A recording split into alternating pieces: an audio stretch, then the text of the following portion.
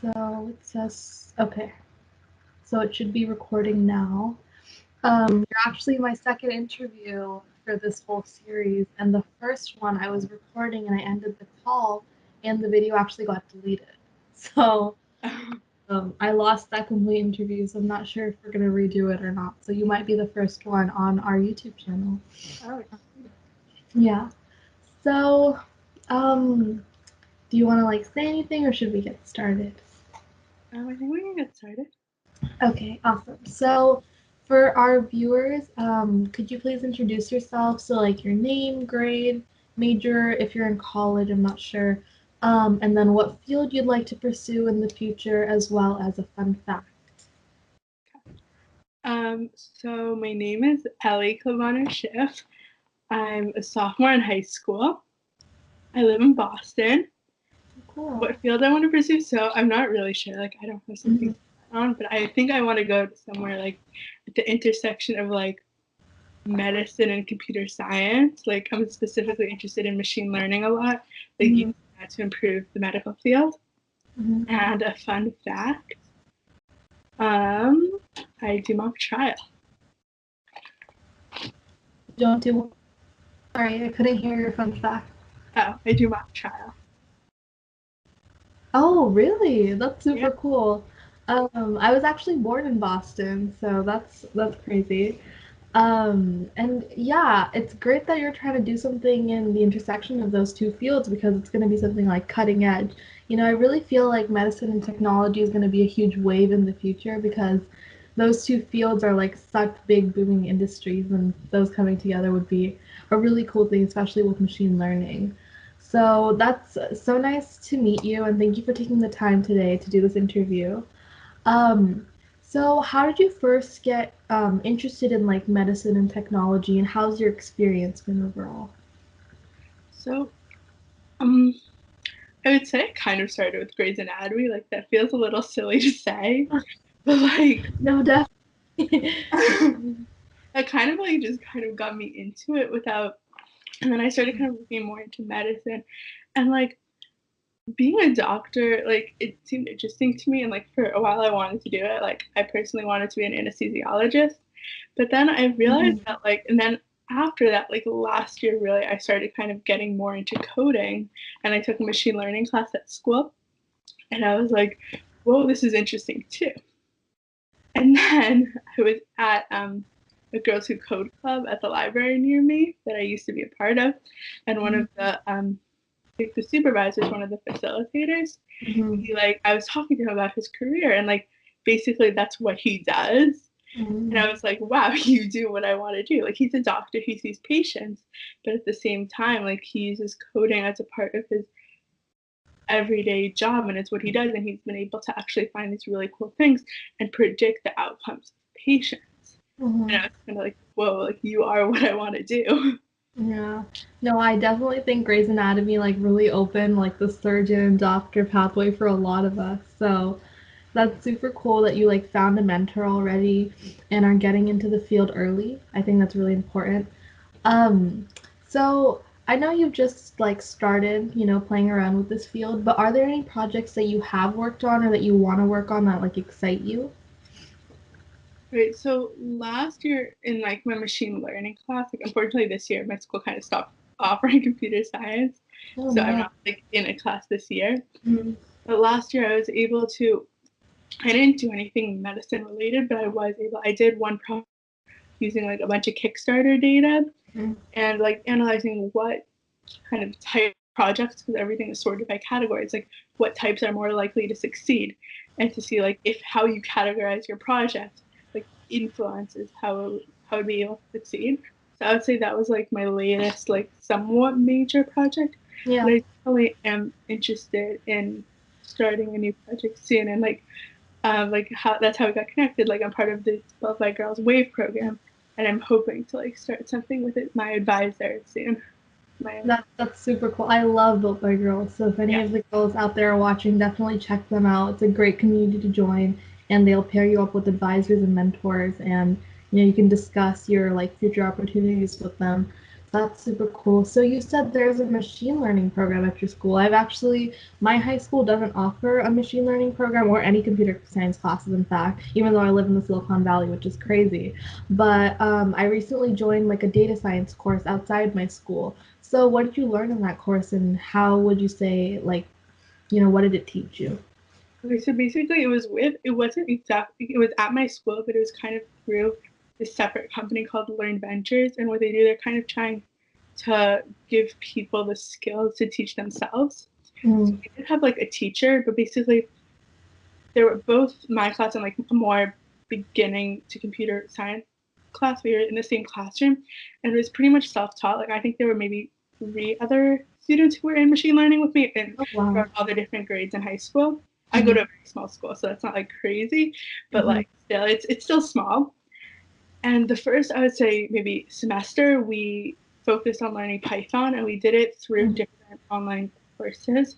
Like Mm-hmm. we data camp a lot, and there were a few others that I don't remember off the top of my head. And then for the second half of the year, like we really dove deeper into the machine learning aspect of it all. And we learned how to like use the Python that we had learned earlier to do that. We had a few like sort of mini projects that we did along the way. And then in the end, like my project was Kickstarted and we each like chose a bigger project that we focused on. Okay, that's awesome. So, I know you're going into like a great field, or you plan to go to a great field in the future. So, how do you hope to make an impact in your field through the causes that motivate you? So I think doctors are in like and the whole all medical stuff are in like a very unique position because they just like have experience in so much of what's going on in the world in a different lens than most people do. Because like everyone goes to the doctor, like there's Yeah. not it's something that's kind of universal.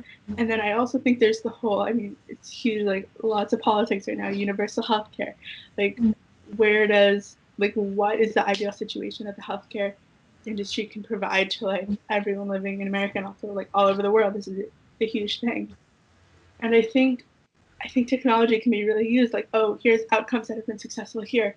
Here's how they would like react under the conditions that we're having in this different place. And I think that would be really interesting to like be able to, and it could have a huge influence because you don't need to have a huge investment before Mhm. you can try to predict and with like astounding accuracy how Mhm. something will be in the future. Yeah. No, definitely. That's a great cause. And healthcare for all seems like a really good idea and seems necessary because we all need doctors. So I really hope you can, make a change in that in the future. Um, so what would you say was like a turning point in your life that helped you like either realize something or change your life for the better?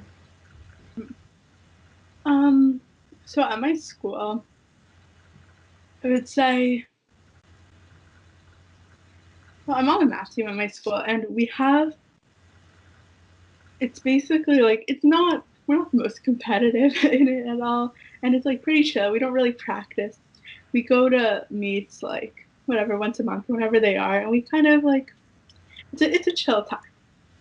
But I'm like, so last year there was one senior girl who was on it, and then I was on it, and basically it's like a 10-person team. So then it was 8 boys, and this year now that she graduated, like I'm basically the only girl on my school's math team, and that Um, kind of like even last year it started, but like this year even more, I've been realizing like how important it is. Because like at times I'm like, well, I have so much going on. Do I really need to go to this meet? Like we're not gonna win. Like what's the point? And then I realized like no, I can't let like my school be represented by these 10 boys at this meet.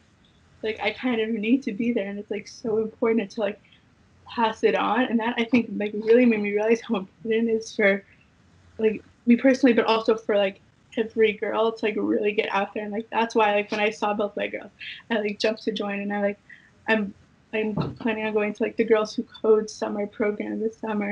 And like I've been really that kind of made me like realize how easy it is yeah. for progress not to be made. Yeah, like right now is like honestly the best time I think for girls to join STEM because there are so many programs and so many initiatives trying to encourage girls to join this field. So I think that's amazing. And so, like, Built by Girls, Girls Who Code, Code with Klossy, all these amazing programs. And that's another reason I decided to start this video series, is because girls need to see more girls like them that are just willing to go into these STEM fields. Because looking at, like, just the top, like, executives, you don't see that many women. Or even just, like, around you, I feel like there's not many female role models people can look up to, like, in STEM. So I think through this series, we can probably reach a lot of girls who are just, on YouTube looking to find some inspiration to take their next step. And I hope that step is into STEM because we need more women. So that like leads to my next question because you slightly touched on being the only girl in your like math team. So what struggles do you think you faced being a female in STEM, and if you have overcome them, what advice would you have for other girls?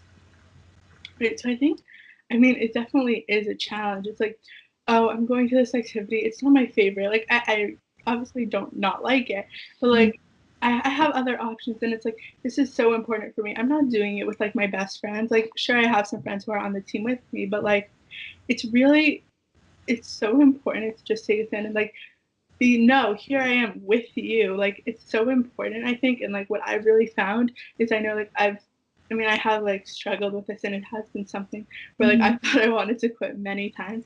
But Yeah. in the end it's like it's really not such a big deal. You spend a few hours of your life and it actually makes such a difference. Like everyone is like perceiving my school. Oh look, okay, they're with the girl.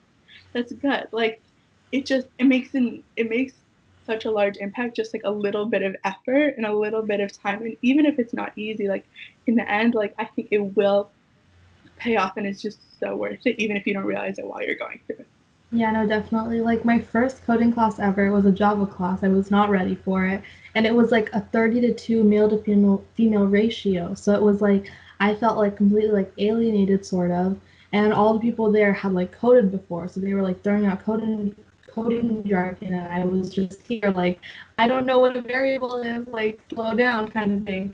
So that summer I did code with Klossy, which was really like a turning point for me, which where it was like I found a community and I found like a group of people that were like me who were passionate about the same things I was passionate about. So I feel like finding that community and just finding that support system within the groups you're in, within like the STEM communities you're in, is super important. And now that it's like starting for women too, I think that's a great thing. So hopefully, if there are any like women struggling or girls struggling to join STEM, join a community. There's many communities out there. Join Built by Girls, like join a community, and I would say that would be a great idea. So, what is the best conversation you've ever had that might have like changes the trajectory of your life, if there is one? It's a tough question, but Yeah. I mean, like I feel like I've had lots of like deep conversations with like various friends over the course, but something that's like sticking out to me recently is just from a few weekends ago. I was spending some time with the rest of my grade, and me and my friend were like the student council representatives for our grade, and we like wanted people to bond because like that's something our grade needs to work on a bit. And we have a small grade, like I think maybe 35 kids, 37 I think, so it's small and like everyone's friends, but we wanted everyone like be closer because like we're in high school, we just need to hang out. I don't know. So we did this activity where we basically like broke everyone into groups, Mhm. and then we had small discussions of like with like 5 people around, going through this like list of questions that progressively got like more and more deep, and had people like some of the questions at the bottom were like, what's your biggest insecurity, like crazy stuff, like stuff that you don't really talk about with people who you're not super close to. But even though we were in these groups where like we knew everyone, but they were like random groups, like some people we were closer to, some people we weren't. Like over the course of the conversation, which was maybe like an hour, people really like, you saw how willing people were to open up, and it kind of made me realize that really when you reach out to people, you're likely to get a yes. And it's kind of like, it doesn't hurt. Like people want to share, people want to bond and like make connections. And I think that can really be applied like anywhere into any field. Like reach out, it can't hurt. If you like see an opportunity and you're like, oh, I don't think I can get it, like just reach out. Yeah, I mean, if you don't reach out, you're not going to get the opportunity anyways, so might as well. Yeah, I was like reading a book and it was about how vulnerability is like the most important like step to like leadership because they were talking about how courage, have you ever been courageous without being vulnerable, right? So that was like an interesting, concept for me because it's like when you think of courage, you don't think of vulnerability and you don't think of like, showing yourself or like opening up to people, but when you really get to like the core of it, that's what it is, right? Because that's the only way you can be strong. So yeah, I'm really glad that you shared that. So what would you say is the most interesting thing about you that we wouldn't learn from your resume alone? Hmm. I think maybe that I kind of like I really like trying new things, and I feel like my resume, like, not, I know I try to a lot of times when I'm presenting myself to people, I try to focus in like, okay, now like yeah, we're talking about the whole tech side of everything I do, Mm-hmm. but like in reality, like I try to, I'm a lot more. I have like roots planted in a lot of different places. Actually, like I was saying earlier, I do mock trial. I'm like involved in my school newspaper. I do kind of all these different things that sometimes they find ways to connect and sometimes they don't. And like I kind of like having this like multifaceted kind of part of me, but at the same time, it's kind of like, well, maybe I should. It kind of in some ways prevents me from getting deeper in certain aspects, but in some ways, it's like no, I just have many parts of me. Like it takes time to learn about all of them. Yeah, no, I think that's a great thing. Like, being passionate about multiple things and nothing wrong with that. The girl I was interviewing earlier, she was talking about how she was really passionate about music and listening to music and playing the piano, but there was no place for that on her resume because she was applying to like tech heavy jobs where they just want your technical skills. So she just brought up that when you're interviewing with the recruiter, like bring up those things because those like some parts of those things might connect to what you're doing. So like she was like, if I worked at Spotify or I interviewed there, like that's what I would bring up. I was like, that's a great idea. Um, yeah, so I'm gonna like wrap this up. What advice would you have for a girl looking to start in your field or just computer science in general? I would say kind of have as many conversations as you can. Like even if it's someone who is like there's not much overlap between what they do and what you do. Or maybe it's just like a teacher at school who you feel so connected with, even if they're like your English teacher and you want to go into tech or something like that. Because a lot of people, even if, first of all, even if they themselves aren't the right person, they can sometimes guide you to others. And sometimes they can even make you realize things yourself just because of whatever you're talking about, if like that's a great conversation that you're having and there's really like a flow. So I think that's like really important. Like I was kind of saying earlier, don't be afraid to reach out and kind of taking that to an even further extent.